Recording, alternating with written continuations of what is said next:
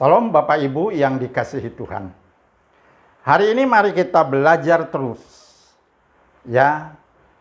Fondasi yang kedua buat iman saya dan iman saudara adalah Alkitab. Alkitab itu sangat luar biasa. Ya, menjadi berkat buat kita. Tapi kembali responnya sih dua juga. Bagaimana kita mengambil keputusan untuk menjadikan Alkitab ini menjadi berkat buat pedoman hidup kita, ya, atau kita, ya, Alkitab ini hanya penghias saja di rumah, apalagi sekarang dengan adanya HP, seolah-olah Alkitab itu tidak diperlukan lagi. Tapi ya tetap saya akan membahas tentang Alkitab, ya. Ayat PC hari ini adalah dari Mazmur 19. Mazmur 19. Perhatikan fungsi daripada Alkitab, ya. Kenapa saya menempatkan Alkitab ini sebagai bagian yang kedua, sebagai fondasi atau kehidupan rohani saya?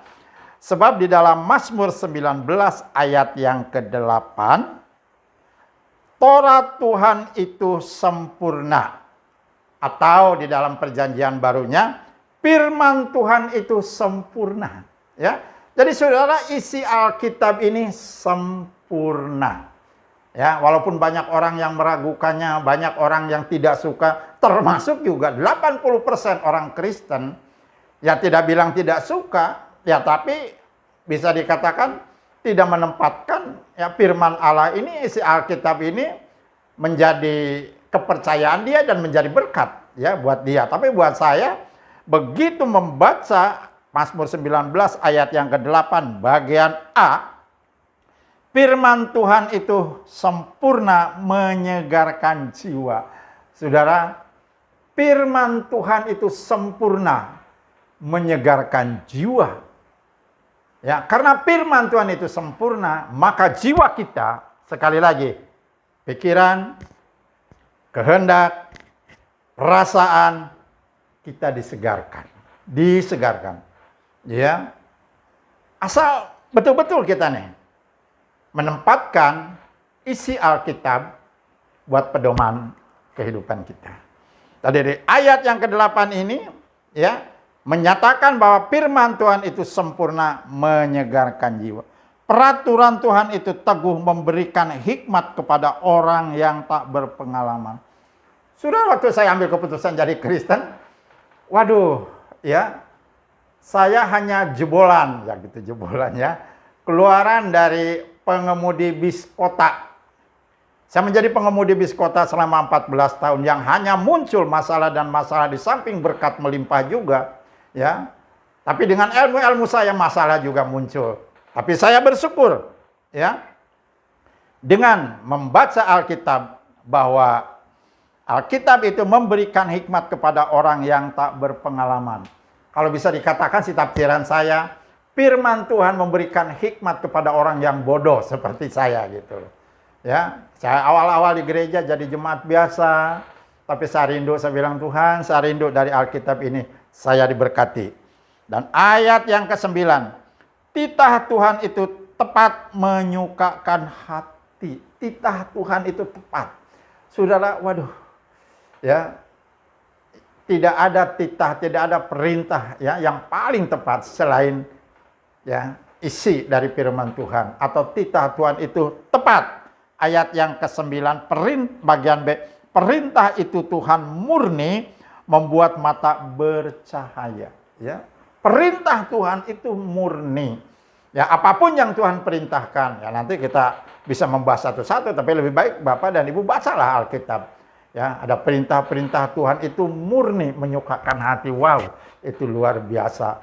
Makanya saya semakin lama menjadi orang Kristen, usia semakin tua, tapi semakin saya menyayangi Alkitab sehingga yaitu tadi pada tahun 2022 ya didukung dengan teman-teman sepelayanan membuat rekaman khusus tentang bagaimana pengalaman saya tentang Alkitab. Ayat yang ke-10. Takut akan Tuhan itu suci tetap ada untuk selama-lamanya. Takut akan Tuhan itu suci tetap ada selama-lamanya. Nah, Bagian-bagian itu semua ada di dalam Alkitab. Ayat yang ke-10 bagian B. Hukum Tuhan itu benar, adil semuanya. Ayat yang ke-11. Lebih indah daripada emas, bahkan daripada banyak emas tua. Dan lebih manis daripada madu, bahkan daripada madu tetesan dari sarang lebah. Waduh, ya, firman Tuhan ini buat saya. Waduh, pokoknya ya sampai sekarang rasanya kadang-kadang, bukan kadang-kadang ya, saya sering bangun itu tidur kadang-kadang udah jam 10, bangun jam 2, hanya satu yang terpikir, terfokus ya kepada isi Alkitab saja. Rasanya hari-hari saya ingin lebih lagi ya, diberkati.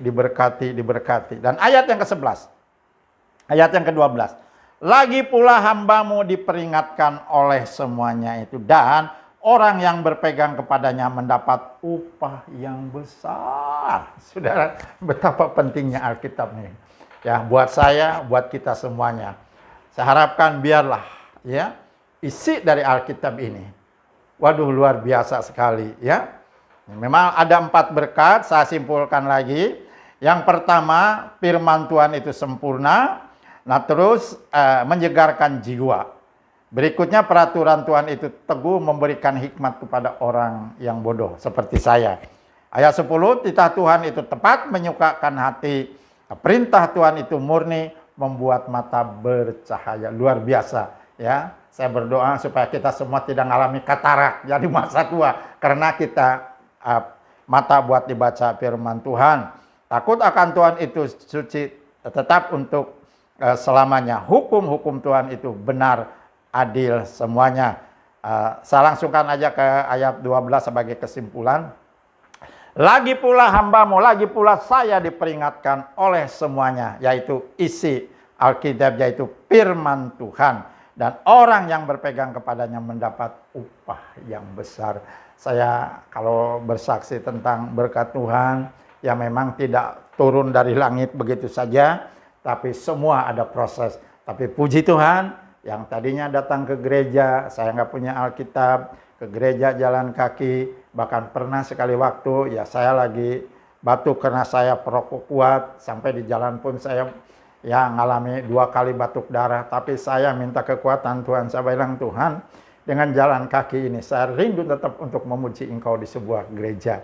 Dan puji Tuhan, pulangnya Tuhan sembuhkan. Yang betapa kuatnya doa yang memberkati kita, kan kita sungguh-sungguh yakin dan percaya, biarlah Alkitab ini menjadi ya makanan kita hari-hari. Seperti Tuhan Yesus katakan, manusia bukan hidup dari roti saja atau dari nasi saja, tetapi dari setiap firman yang keluar dari mulut Allah.